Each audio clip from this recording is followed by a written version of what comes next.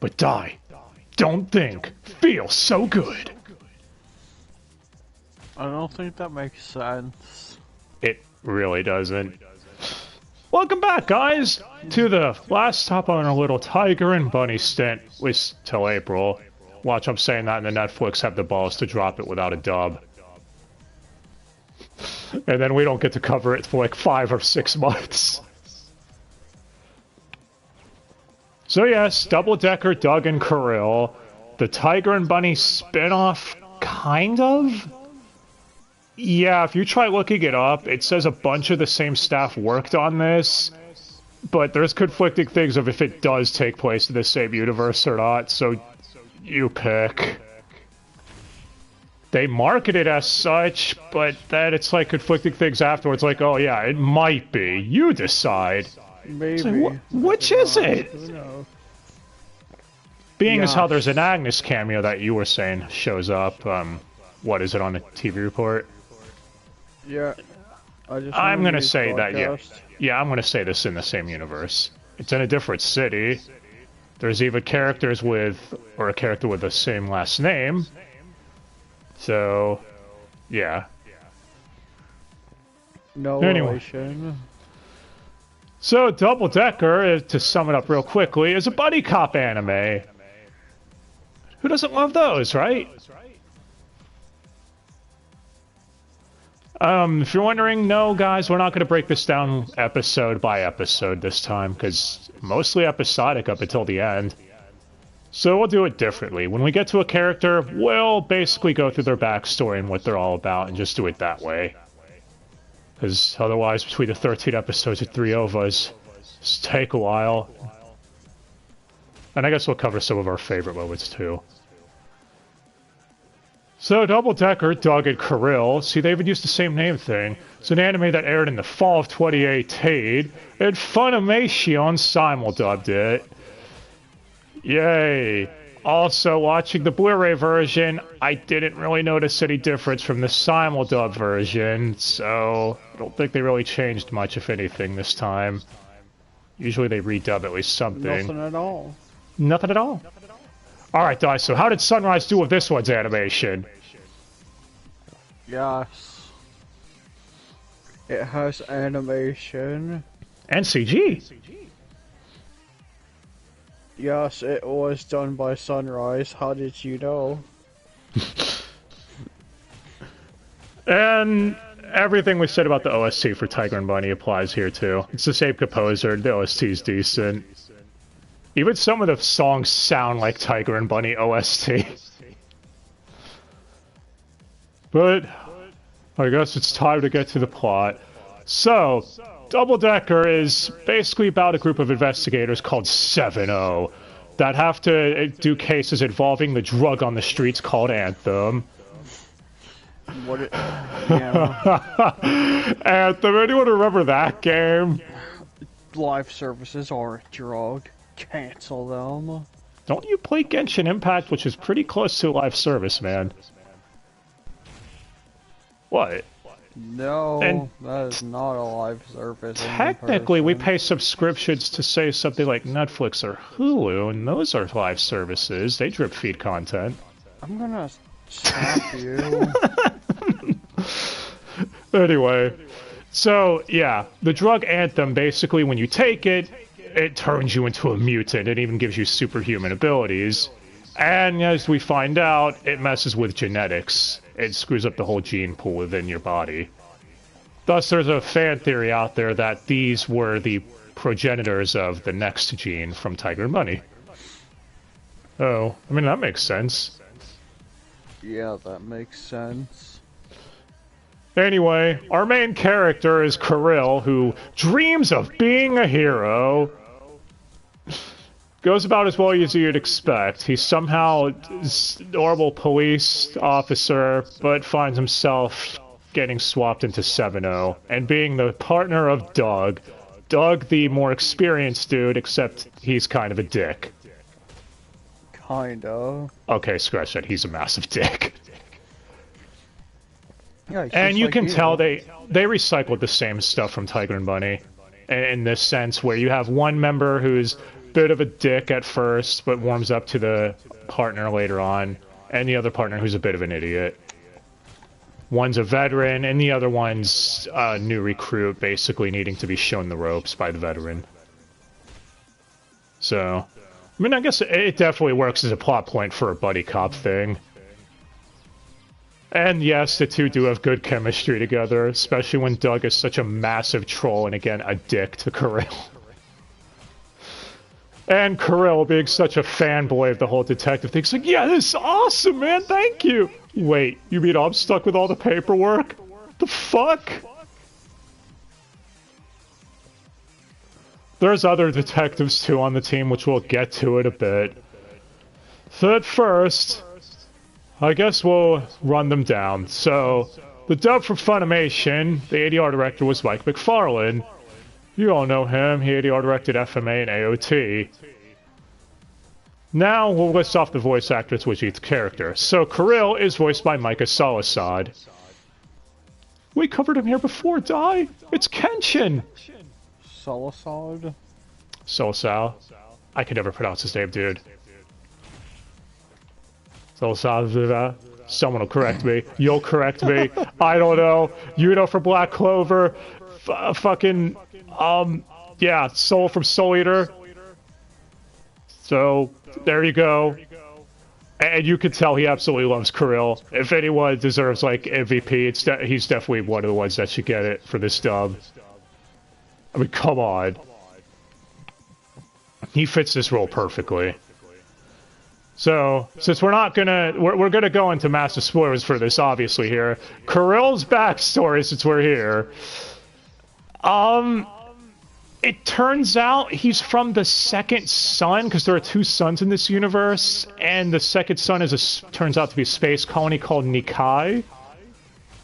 And humans migrated there centuries ago, and he's a descendant of one of those humans or some shit. It's really weird. If this is in the same universe as TNB, do you think they're going to keep this shit in? Yes. Anyway, it turns out Kirill has the antibodies for Anthem, so he could stop the shit if they, you know, mess with his blood or whatever. But he can't stop it from breaking your PS4. Nope. Nothing's stopping that shit. God, what a pile of garbage that game was. I mean, it's EA. What do you expect? But yeah. And as we mentioned, Kirill is the young up-and-comer who's, you know, fanboys over everything, finds out detective work isn't just going out on the field to solve a case. Sometimes there's stakeouts. Other times there's mountains of paperwork. Which I think is hilarious, because I think that is a common misconception. People have like, yeah, I'm going to be a detective. It's like, it's not just solving cases, awesome. dude. Yeah. This is so fucking boring. Yep. Anyway, moving on from Kirill, we have Doug, the asshole, who's basically the calm, cool, collected one, whereas Kirill is all hyperactive, etc. Doug is voiced by Ian Sinclair. You don't know him. Whis from Dragon Ball Super. Fuck you, Whis. Magna from Black Clover. And... yeah, I think he does a good job voicing Doug. You can tell he's having fun being a massive dick. I mean, come on, it's Doug. He put all the food on the top shelf. Exactly. Okay, Ian's another one who's kind of a dick or whatever, but it's so he fits here. But honestly, I'm not gonna shit on him for his voice acting. But yeah. Moving on from him, we have the greatest character ever. We have Travis. Oh, I didn't even go into Doug's past real quick, so let me do that. So Doug, it turns out, became a cop because, or at least he's going after Anthem, because when he was younger, he got an informant killed. Who was, what was it? It was a young child, right? That was basically selling information. Child. Yeah. And he feels responsible for it or whatever. So he wants to go after all the criminals and rid the world of poverty as well as the class system. Because the young girl was selling information in order to survive because she was poor. So that's his whole thing. You apparently got rich off it too, according to some comments. Yeah. But yeah, so next we have Travis, the team leader, whose whole thing is he likes hiring really hot women. And Travis has some of the greatest comments ever. It turns out he only hired Kirill because Kirill looks like a woman, and he thought Kirill was a woman when he first saw him. Yes, really. He also gives everyone nicknames. So Doug is veteran, Kirill first was going to be perm, but he's like, Kirill's like, what, but I don't even have a perm, and he's like, fine, buzz cut. It's TLDR of it. Actually, we never did find out why Travis became a cop, did we? Yes. Well, That anyway. is why. Travis is voiced by Barry Yandel, who's William Spears from Black Butler, Yoki from Full Metal Alchemist, and Zaraba from the Garo franchise. That's a series we gotta cover at some point. Specifically, one season and one season only. Season 2, the best one? Anyway. Yeah, I mean, you could tell he loves voicing Travis. Travis is a massive perv and kind of a dick. Again, everyone in this show is kind of an asshole, but like 2 or 3 people on the team. And kind of an idiot. Yeah, oh yeah, no, he's an idiot. He is. He always, like, whenever he sees a hot chick, he's like, allow me to give you my wallet and all of my belongings. He's that type. He would be a tier 3 sub to any thought out there if he thought they were attractive. That's his whole thing. So, yeah. Moving on from him, we're going to move over to the next pair of people, because, yeah, the reason it's called Double Decker is he named it the Double Decker system. You know, so that way everyone works in pairs of 2. And their #1 priority is to make sure their partner stays alive. So, next, we have Yuri. They really recycle the name of fucking lunatic from Tiger and Bunny. They were lazy. And her whole thing is, she's a robot. That's basically it. Do you have the toaster waifu die? No, I have a toaster in the kitchen. Why would I need another one? Well, she's voiced by Brittany Latta. Y'all know Brittany Latta, right? Nene from Girlfriend is a Gal. Remember that show? Huh? Yeah, that was a show. It's also Ichigo from Darling in the Franxx. Oh, yeah. And no, she's not the emotionless robot. She knows emotion. She's not Ronda Rousey from MK11. That's an alien. You got your things mixed up. I know what I said. An alien robot from Planet Moon 7. Don't look at me like that. But yeah, pretty lot of those alright as Yuri. Yuri's another character we don't really get too much on. Again, just a robot created to assist with the thing. You know, the investigations and stuff. Her partner... Oh yeah, even her nickname from Travis, her call name is Robot. Her partner is Max, or Maxine. Her call name is Boxer. Oh hey, look, Di, an underutilized voice actor! She's voiced by Beth Lipton, who only has 3 other named roles that I could find. Yamashiro from Midnight Occult Civil Service. What a fucking forgettable show that was. It existed. Cyan from Master of Ragnarok, Lesser of Einherjar. What a piece of shit that was. And Mikon from Demon Lord Retry. What a piece of shit that was. Jesus. That's... And the rest is all nothing but additional voices or Walla. Really, guys? You couldn't let her voice in anything better? Nope. Y'all are cunts at Funny, which we already knew that. Voice acting industry's all cunts. Anyway. So... Maxine's whole thing is, what was it? She used to be a boxer, right? And then Travis recruited her. because he thought she was hot. Yeah. And yeah, her backstory is basically she went to a prom with a dude who wanted to go in drag, and they both got laughed out of the prom or something like that. Yeah. Yeah. Honestly, this is a plot point they recycled from Fire Emblem, and I'm gonna be real, they really need something else besides that for Fire Emblem in TNB Season 2. I didn't mention that, but because as of right now, they're just going with he's gay and nothing else. I hope they give him something else in TNB Season 2. That's a topic for a different day. Anyway, so, yeah, Max is basically, I guess, pseudo-tomboy of the group, or whatever you want to call her. And she's serious. For cereal. For cereal, man! Next, we come to the next pair of the group. We're finally here, Di. First, we have Kay, voiced by Natalie Hoover, or Natalie Rose, as she's being credited as now. What the fuck? Stop changing her name, people! I can't keep up with it. You're making it confusing.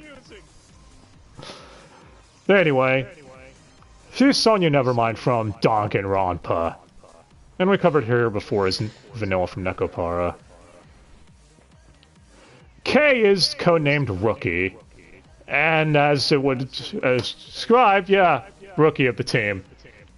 She wants to do everything by the book, is obsessed with following the rules to a fault, and she's a foodie. That's why they cast Natalie Hoover as her, isn't it? Yep. Not even being subtle anymore, guys. Anyway, she goes into her backstory in one of the OVAs of why she wanted to be a cop, because she tried saving a cat from a tree when she was younger, and then she ended up getting stuck in the tree, as you do, and a cop came along and saved her, and she felt inspired by that. So, silly, but whatever works for you, I suppose. And now, the one she's paired up with, Diana. Which, when I first saw her name, I thought it was Diana, so whatever, my fault, I guess, on that one. Diana is the antithesis of everything good in voice acting, Jamie Marchi. I didn't know they let whales in or act with other humans, but here we go. You all know her, right? Ria's from Hey, it's Ria's from High School DxD. It's also the shitty non-canonical voice of Junko. I refuse to acknowledge that as being Junko. I'm sorry. And okay, there's no getting around it. No matter who voiced this character, I would find her annoying as fuck. She's a cunt in the unlikable way. Doug's a dick in the fun way, so is Travis. No, she's just a cunt. She does nothing but belittle the other team members and blames them for fucking up. Like in the episode where her and Kay have to partner up.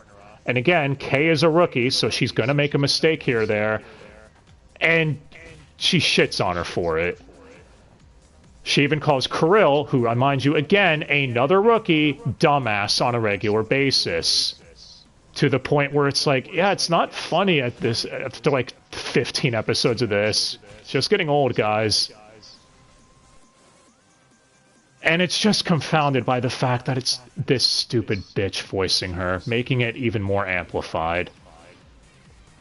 Oh, you want to know why she became a cop? She came up with this backstory of how she was in love with an assassin, and the assassin got murked or something, and she wanted to go on the straight and narrow for them. Yeah, it's all bullshit. We never find out why. Unless you've got anything to add about this character, Di. They unfortunately exist. Oh no. Just remember, like, there was one scene with Travis in particular where it was like, you fucking bitch. You know, it's the one where Travis gets an order from above, and he says, he's like, you know, some of these days, I wish I was in charge. Then I could order people around like they do to me. And Deanna's response is, you know, most people hide the fact that they're a piece of shit. I don't... What? But isn't that a normal thing for some people in the workplace to think? Like, man, I wish I was in charge and I could give the orders every now and again. I don't know, man. Am I the one who's crazy here? Yes. Clearly some dialogue might have been changed. I wouldn't be surprised. Anyway, pot calling kettle black about hiding the fact you're a piece of shit. Hi, Jamie Markey. But that's it. Fuck Deanna. Moving on from her. We have a few more people to get through. Next, we have Narrator You're Kun. doing the wrong thing. You're supposed to call them by their canon name. Mark? There you go. What a story, Mark. Alright, so Narrator Kun. Narrator Kun is voiced by Chris Guerrero. And he is amazing as Narrator Kun. I don't care what anyone says. Best narrator ever. Fight me. The biggest one since the big one. You all know him. He's Einzel Gone from Overlord, which I'm so happy that's getting another season. You have no idea. Yeah, but too bad he wasn't a physical person like Stalker. Fucking Chico. Yeah, alright. Stalker's up there too. Stalker's up there too as Narrator Kun. Stalker was great. But yeah. Dude, this narrator is great, man. Like, there's a scene where, Kirill finally sees that, Yuri is a robot, and he goes to Doug, he's like, don't tell anyone this, man, but Yuri's a robot. I don't have definitive proof yet, so we gotta keep it between us. And it's a well-known fact on the workforce that Yuri is an android. But Doug plays along, it's like, holy shit. Alright, man, I'll play it cool. I'll keep it between us. And narrator just goes, too bad for Kirill, Doug is a massive asshole.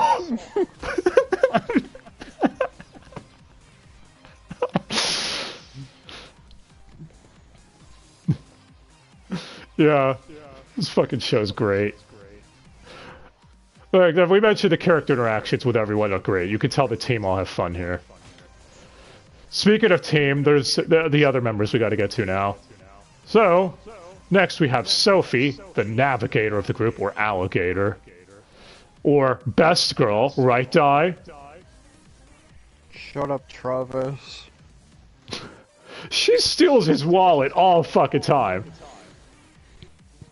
Anyway, she's voiced by Madeline Morris, who you all would definitely know as Rudius from Jobless Reincarnation, or Mushoku Tensei if you want to be a fucking prick about it. If you want to speak un-American. She also voiced Sophie in Garo Vanishing Line. Oh, come on, that's just stupid. Anyway, she's again, Moe Schlock, member of the team. Because Travis asks her to be like that. What? She's like only there like a handful of times. Yeah. Well, because she's always on dates with Travis. Travis is always like, oh, well, she can't go on this mission. What? But why? She's got a very important mission. And then she comes in, hey, Travis, our date's set for the restaurant. It's like, it's not a date, it's an interview. But yeah. She even says she just put an application for the job or whatever, and she was just hired because Travis liked her. Because, again, Travis. Because he fired the last guy because he didn't like him? Maybe the last guy was a dick. I want more on that. Well, no, she also found it in the classifieds.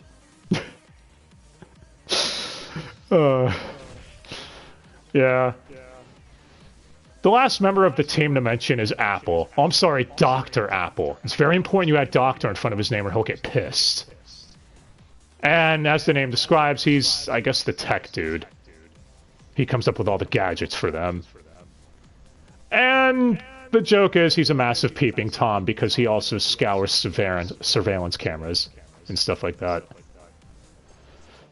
And hey, look, I can't believe I'm saying this, but someone who they haven't used as much lately. It's Justin Briner. You all know him. Deku from My Hero Academia? You thought they'd use Deku more? The fuck's wrong with you? It's not like he's voicing literally one of the most popular shonen protagonists of the modern era. I mean, now that I think about that, on that note, they didn't even really use Bakik. They really don't. Although he's Something always about this getting doesn't seem paid for ADR directing here and there. Briner's getting shit, dude. He's got Machine Abridged, Yeah, and that ended. and that's it. Yeah, he's also the new voice of Oob in Xenoverse 2. I wonder if that's going to be the case when we finally get there. Like, if Oob cameos in the superhero movie, I wonder who they're going to get to play him. So, and yeah, Apple is the typical eccentric doctor of the group. He's kind of insane and unhinged. And you could tell Briner thrives on roles like this. So, I mean, he's Luck in Black Clover. No one gets more unhinged than Luck. Anyway. You don't want to go on a quest with Luck? What's wrong with you? Fuck no. After him, we have Derek, who's Doug's old partner.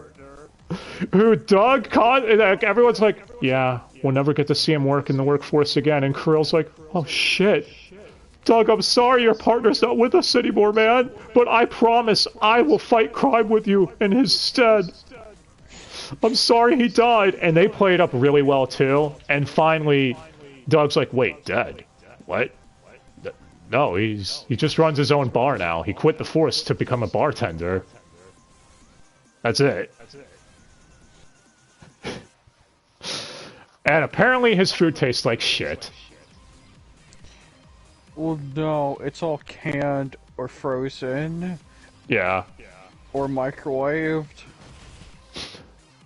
Some roast beef, some chicken, a pizza. I mean, literally, it's canned beans with frozen French fries.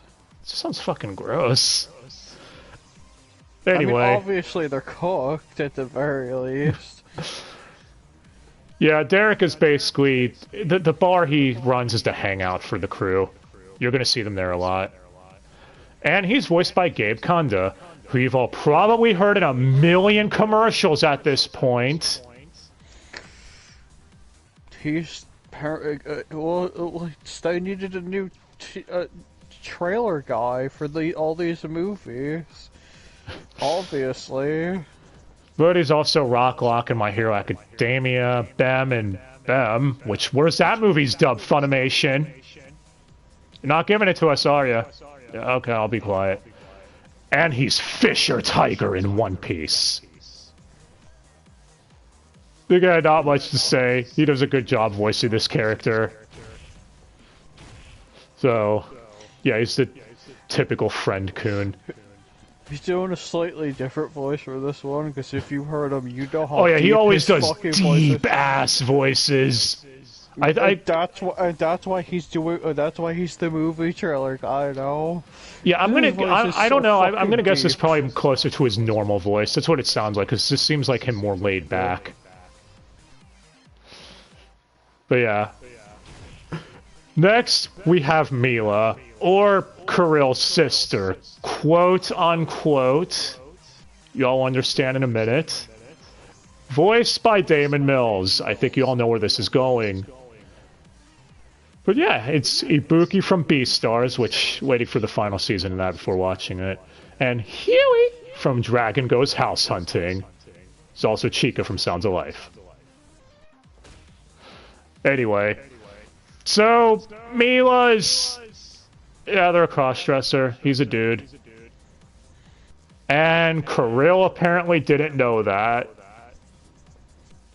Because he was like 5 or 10 at the... Yeah, he was like 10. 10 at the 10. Yeah, 10 at the 10. Glad I'm not the only one who botches my words. But yeah. There's actually a hilarious bit where Derek falls, like, he starts developing a crush on Mila. And this is the one time Deanna does something hilarious. Deanna actually tells people, it's like, don't tell Derek. I think this will be hilarious. And, yeah, it is. Derek starts falling madly in love with Mila by the time the OVAs roll around. And then everyone breaks the truth to him. And he's like, what? You're serious? It's worth it. Oh yeah, and again, it's Damon Mills. He's a good voice actor. He puts his all into any role he gets, so you know what you're getting. Just a few more, Ty. We're almost there. Next, we have Bamboo Man, who's on the main cast list, despite He's only being like 3 episodes. Well, he's voiced by Robert McCollum. Oh, hey, underutilized voice actor 387. I mean, hey, it's Jalal from Fairy Tail, Justice from Eden Zero, Julius from Black Clover, and Teen Goten. But why'd you only? But you only read off like 3 roles. What? I was making a joke about the first 2. Oh. Oh, I get it. But he's Teen Goten, man. That means he'll get work in the Super movie, right? They wouldn't replace him. Would Funimation be that shitty? Yes. Anyway, Bamboo Man, honestly, yeah, doesn't he have superpowers? Yeah. Yeah, what the hell does he do? Explain it, since it might be next related, so you explain the next thingy. He, nothing really. Just... What, super strength or whatever? Strength all around. Yeah. He also flicks pebbles, and they fly as fast as a bullet. Are your hands fast enough to dodge a bullet? Yeah. And it's Robert McCollum. When he is here, you know what you're getting with him. They usually have him voice edgy characters and antags, so it's just him in his normal environment. Except for that one time he voiced an old woman. Black Clover is fucking great. Anyway, after him we have Z, or Zabel. Oh, I should mention this. So the main group running Anthem, now that we're finally here with these people, is named Esperanza, and they're basically the Ouroboros surrogate for this series. So even one of their members has the last name Martinez. But yeah, so their leader, Zabel, or Z, is voiced by Chuck Huber. You all know him. Android 17, Hiei, who's conspicuously missing an interview from the Yu Yu Hakusho Blu-rays. Yeah. Thought no one would catch that, huh? Funny. Anyway. Sortal. And, yeah, Zabel is fucking insane. The thing that makes him mad, that makes him want to kill people, is if they waste food. Remember, guys, finish your food, or you too will catch a bullet. Yeah. That's the last one of the mains. The last voice actor worth noting here, though, is Cooper, who's the general of the military. The reason we're bringing him up... He's more worth noting than fucking Bamboo Man. And yet he's not on the main cast, I'm sorry. But he's in more episodes. Not on the main cast. Cast lists are fucking stupid. Anyway, Cooper is someone else from Nikai who wants to... Okay, basically, he reveals this whole conspiracy that they created Anthem to create genetic enhanced super soldiers. That's what it was for. And he would distribute it to humans on Earth for the big test, while giving 7-0 the bullets that would basically be enough to stop them. But tests tickle. Yeah, so he basically was profiting on both ends of the spectrum. And he also came to Earth to find Kirill because he was looking for the one who has the antibodies, for the virus, or the Anthem drug. Download free virus today. This is not a shady website. Anyway, Cooper is voiced by Brandon Potter, which means he moved on from bowling Johnny Bosch in 3 Delivery and Full Dive to bowling JYB's son. This man has no morals. This is so fucking stupid.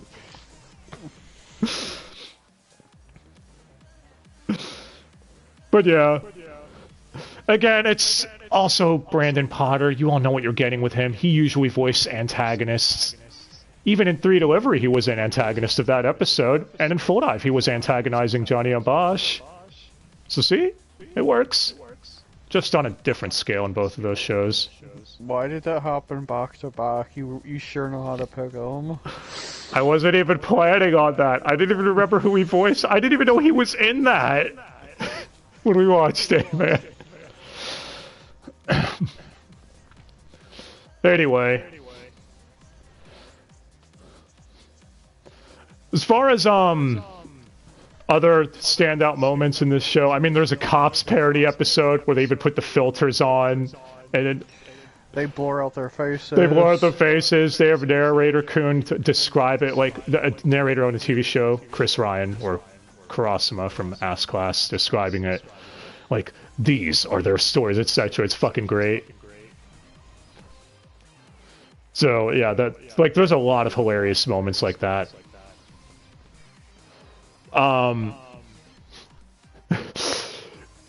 Honestly, though, like, what was your favorite episode out of it before I go into mine? Because you already know what mine probably is.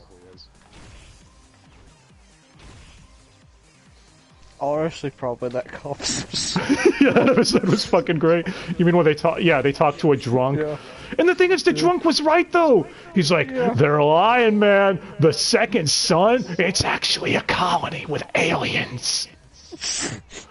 It's like, how do you know this, though? Because then it becomes a major plot point later. It's like, how the fuck did you know this? And it's never brought up again. Like, what?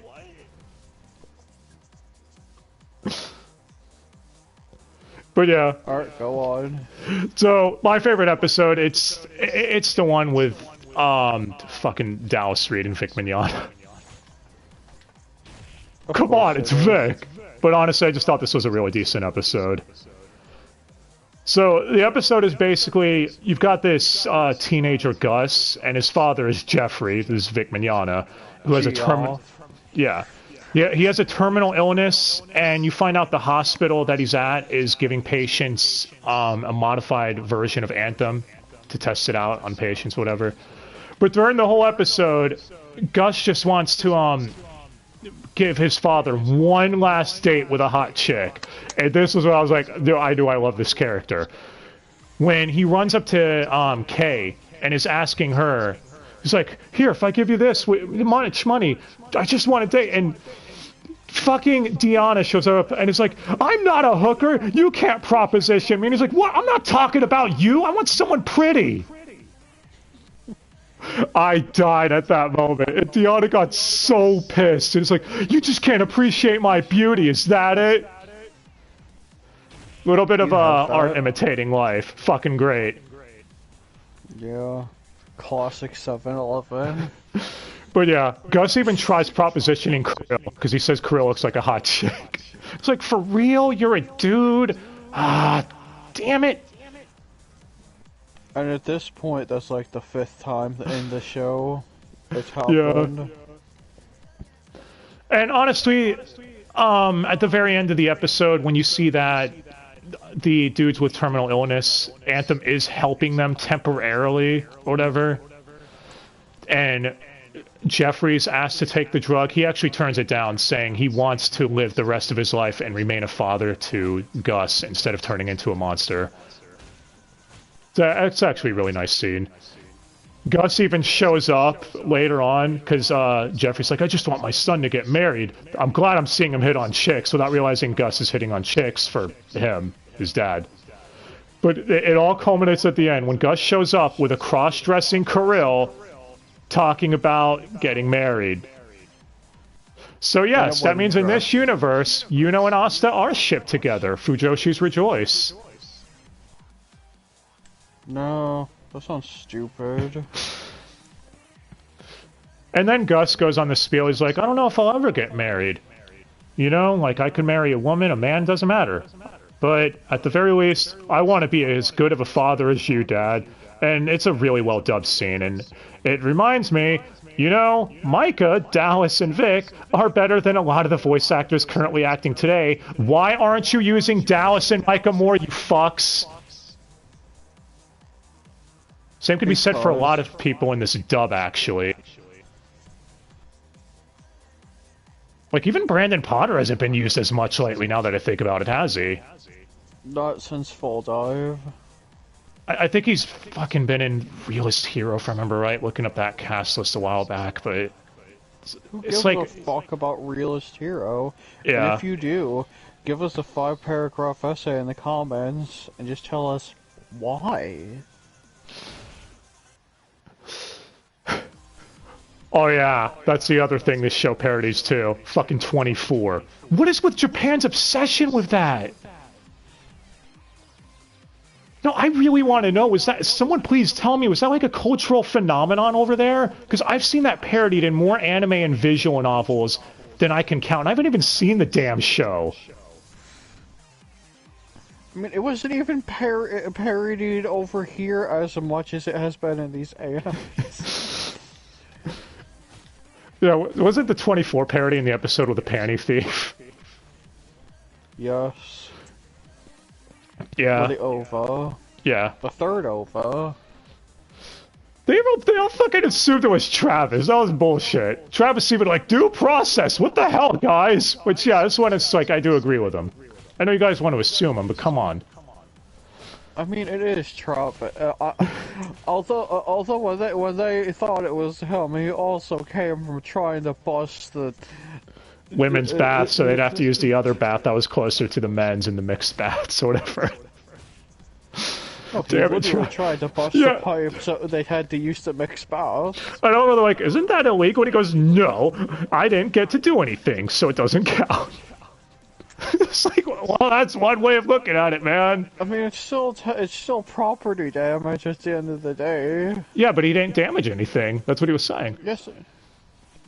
Because he said it didn't work. Hit the shit out of that pipe. Just because it doesn't work doesn't mean it didn't do any damage to that pipe. Yeah. I'm not gonna lie, when I first saw this OVA, it aired in mid-March of 2019, and hearing Deanna basically give shit to Travis for sexual harassment, it was during the Vic shit, like when it was at its prime, and that definitely made me fucking hate this character ever since, so I might also be part of it. But yeah. That's because the character is poorly acted. Honestly, a runner-up OVA though, or episode for me, has to be the one where they all have to go to that club. You know the one. Yes.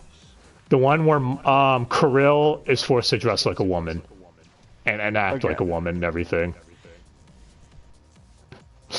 And Mike actually does a great job. Like when he first starts off, he's like, yes, blah, blah. But then he actually gets training from Mila to act as a woman would, you know, more feminine or whatever. So then, you know, he makes his voice higher pitched like this without going too high to making it absurd. And Micah makes it work really well, actually. You also get to hear him say the line, I am woman, hear me roar, which is fucking hilarious. Yeah, that was something. And, yeah, they have to go get 2 suspected Anthem targets, whatever, or dealers that are Russians. And the one that ends up falling in love with him is voiced by Dave Matranga. And every time... Yeah. It's... No, just think about any future scenes you see now. Todoroki and Yuno. That's some cross-gen anime shit. What? Yeah.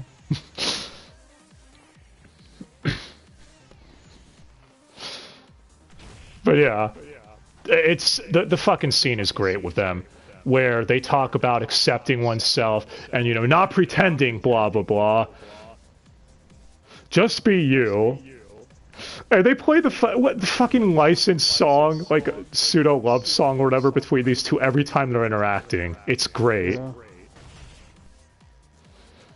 But yeah, the other Russian is Alejandro Saab, or the Suave Man, which, Dude, I am weren't glad I heard him Russian. here, because I needed convincing again, because for the last, like, ever since Horimiya ended, that is, like, the last thing I've heard him actually in where he sounds good. The last, like, 9 months, I have not been impressed hearing him in anything else. And it's like, oh yeah, you were actually a good fuck. So, They're not again, we'll get... Russians. What's up? They're not Russians. Oh, they sound like Russian to me. Alright, hit it then. What nationality are they? Because now I missed national thing to them. Hit me. You know, Middle Eastern. Oh. Alright, alright. They came across as Russian to me, I don't know why. But either way, I actually think Alejandro had a better accent than Dave here, I'm gonna be real. So... I'll save my stuff on Alejandro for Platinum End, though, because... Yeah... God fucking Platinum End. Anyway. Not really much else to say on this. I guess the last thing noting is the stuff on the Blu-ray commentary, because that was, Funimation, your fucking commentaries are frustrating to sit through. What? Okay. So... The commentary for this one is Ian Sinclair, Natalie Hoover, and Mike McFarlane. And so I'm going to go through what the good is on the commentary that we are told here, because the rest of it is fucking nothing, and I'm going to go on a tangent on that in a minute. So first, Natalie Hoover admits she relates to Kay for obvious reasons. You know, foodie. And she says, at the time of this, she was a rookie to Funimation, much like Kay was to the 7-0 team. Natalie Hoover, get the fuck out of Funimation. I am giving you that advice. I think you should take it. It is not worth it. Do not stay there. Anyway, Ian Sinclair would also admit he had trouble sounding cool because he would constantly give Doug his wacky Ianisms, I guess would be the term for it. You know, where he goes over hyperactive and constantly to be toned down. So, that's a thing too. And Mike McFarlane explains, which is one thing we didn't cover, is that the more mutated someone is with the Anthem drug, the more of a filter and deeper the filter they would give them. I take it you noticed that during the thing, Yes. the show? Yeah. That's kind of neat. Now for the other stuff, though, where it's like, what the fuck, why? So first, the first thing that really raised red flags for me is the three of them would not stop praising Micah, saying he is one of the best voice actors, etc., etc. Yet you fuckers don't use him more. Uh-huh. Again, if you go back to listening to any commentary from 2018 and earlier, you'll see this from them, where they praise the shit out of voice actors and people that they come out in 2019 post to shitting on. You two-faced fucks. Again, I'm not gonna... Natalie Hoover I don't know shit about, so we could exempt her. But the other two, yeah, fuck you two for that. Also, if you want to know what the other 20 minutes of the commentary were, it's shit that I'm gonna hazard a guess you people probably don't care about, unless you're gonna sit there and tell me you care about what fucking seafood they like to cook. I am not joking. They went on tangents like this and didn't even talk about the damn show or its dub process for 20 of the 25 minutes. Sounds about right. And if you couldn't guess, most of Funimation's commentaries are like this. If you listen to any of the ones from LA, they're more laid back and toned down to actually come across a little more professional, at least the ones I've seen. You know, like Hellsing Ultimates, for example. So, yeah. I have a theory as to why they do this, though. I'm going to be honest. So, there was a moment, like, I will say moment, it was like a good several minutes. The three of them went on trying to justify eating at restaurants alone because no one goes with them to restaurants, and they'll just sit at a table by themselves and say it's okay to do that. Which, yeah, fair, it is. But they basically are saying that they do that all the time, that no one goes with them. Do these people really have no friends outside of the workplace? I know I'm going on a tangent here, but that's... I'm sorry. I had to sit through this 25-minute shit, man. I feel like I wasted my time. But alright, bringing it back to Double Decker itself, let's get back on happier shit. The dub was really fucking good. I'd say in recent years it's one of Funimation's better dubs. Outside of Jamie Markey, everyone sounded really good. Jamie Markey, though, even you were saying she needed more takes on a lot of her lines, but I don't think that would have helped all that much. You could give her 1,000. She still sounds shit. Yeah, and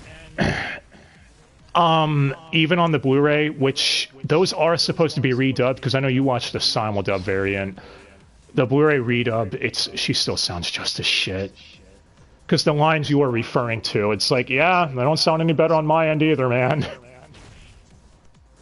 So, congrats, Jamie Markey. You win the coveted Andrew Ruthvan Award for this dub. As far as MVP of the dub, what's up? Andrew Ruthvan would have done it better. Well, Andrew Ruthvan also was barely in anything, to be fair, so give him more time. He could have probably gotten better. I'm serious, like, you know, give him experience, etc. But yeah, so as far as MVP to Andrew. MVP of the dub, honestly, I think everyone did a stellar job. Barry did great as Travis. Natalie Hoover did do really good as Kay. Like, you could tell she was just playing herself, true, but, I mean, she thrived on that role. I probably will give it to Micah, though, as Kirill. Micah was fucking fantastic as Kirill. You could tell that he absolutely loved this character and everything about him. I don't know, I get the feeling when Micah was younger, he was probably a lot like Kirill, you know, nerding out at the cool shit. And when Kirill was like, pew pew, when he was using the gun or whatever. I just get the feeling Micah probably did that shit too, I don't know. It just... Like, it was fucking great. Speaking of which, do you think they're gonna get Micah back for the Kenshin remake? Come on, I want Micah back. If you guys can't get Richard Casino, get Micah. No, it's probably gonna be someone else. I know. Well, we'll wait to be seen. Not gonna say anything till we see it. It has some remote hope if it's nobody, because it's all fucked all around. Wait, what? Yeah. But yeah, honestly, again, good show. Really like it. Above average buddy cop anime, because buddy cop anime can go either way. The show does end on a cliffhanger. I guess we should mention that. They take down Cooper, who we mentioned before was the mastermind. They got Zabel, right? You know Z? The head of Esperanza? Yeah. But Anthem is still out there on the loose, so they still gotta track it down. There's other cases to be solved and stuff. It's your typical procedural cop show ending. As far as if there's going to be a season 2, I looked it up. Nothing as of right now, but that makes sense because Tiger and Bunny S2 is literally a month away. So maybe they'll come back to this. I don't know. I think the show's fine with where it ended, honestly. If they were to bring it back, they could probably give us more on some of the other side characters. Not Deanna, though. Fuck Deanna.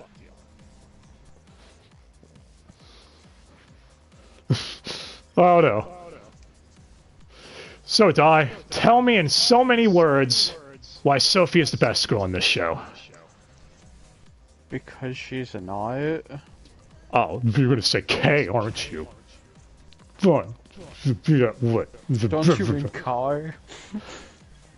Yeah, that was the one fuck up I noticed in the dub. Actually, good for calling that one. I would have missed it.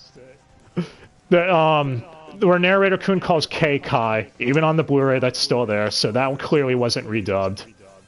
But it's one of those things. Like every dub I've noticed has those silly dubisms where they get a name wrong here or there, and it only happened once from what I could notice. So. But yeah. Yeah, but that's from the best character, the narrator. Yeah! It turns out he's just a dick! Fucking love that narrator. It turns out they're both idiots.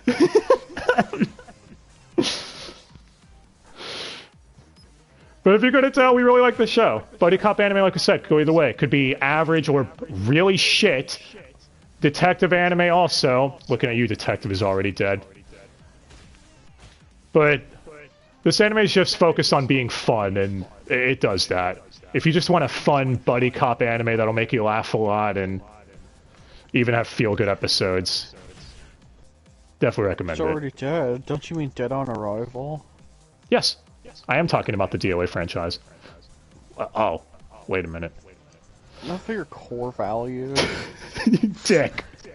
But yeah, so... That's it. Nothing really else to say unless you want to add anything else about Double Decker. Don't think, feel so good. Don't think, feel so good! Booyah! He literally does that. That is literally the line of Kirill. That's his catchphrase, because he said he heard it from his grandfather. Turns out to be part of a scripture or some shit from the Nikai movie. Or son or whatever the fuck. God, this show is weird. But yeah. I wonder if they're gonna have any cameos in TNB Season 2. But yeah, that I guess brings it to a close for the Tiger and Bunny retrospective for now. So, what if so you thought of Double Decker? If you didn't like it, why? What's wrong with you? What? It's okay, look forward to Platinum End. We love it. Thank God that's still 2 months away. At least. I can't. But hey, we'll be back with more stuff soon. Let us know who your pick for best girl is, or best boy, because we all know best boy is Kirill. Look at him. Even Dave Matrenga agreed in that one episode. But alright guys, till next time, thanks again for watching, and hope you have yourselves a great day. Till next time guys.